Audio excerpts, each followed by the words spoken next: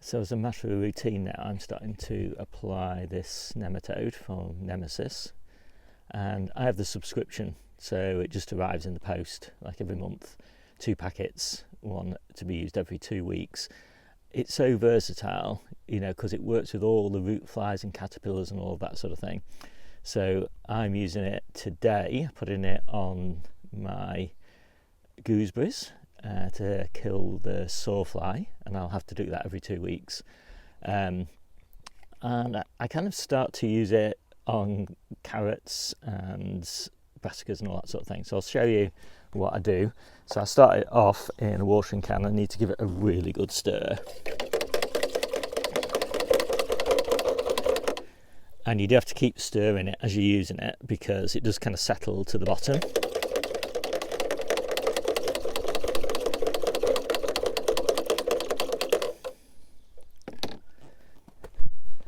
So there we go, that's my concentrate. So then I take my concentrate, 1, 2, 3, 4, 5, 6, and then just fill this up and get watering. So the gooseberries get a foliar spray, and you know, as I say, that's against the sawfly. We don't unbelievably kind of get it, you know, even this early in the year. The brassicas just get a drench. We're really doing cabbage root fly for these. Probably too early, but I have the solution, so I just use it.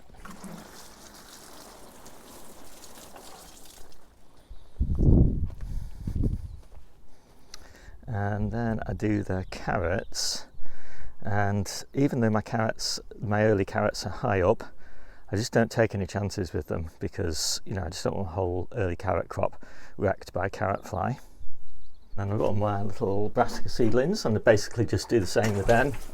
Just give them a bit of a drench against cabbage root fly. They won't get that probably when they're in here, but, you know, who knows?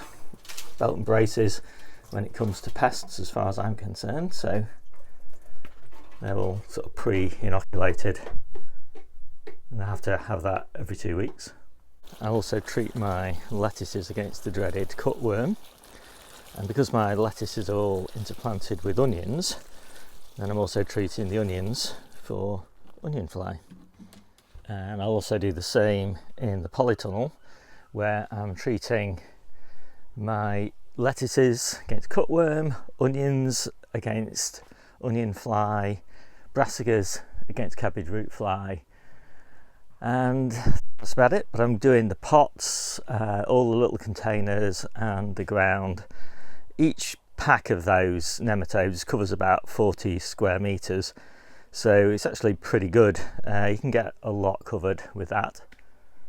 And it pays to choose your interplants carefully. So in this case, I've got onions and interplanted with parsnips. It's a great interplant, but it also has the benefit that I'm killing the carrot fly, which affects parsnips as well, and of course the onion fly, which affects these shallots.